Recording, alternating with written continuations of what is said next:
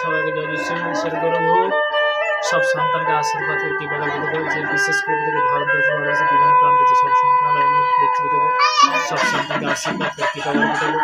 মঙ্গলময় ঈশ্বর দেবো, সর্বশক্তি মানুষের দেবো, যারা এই মুহূর্তে যারা দেখছে তাদেরকে সর্বদা 2026 সাল সবাইকে সর্বদা মঙ্গল আশীর্বাদ দেবো।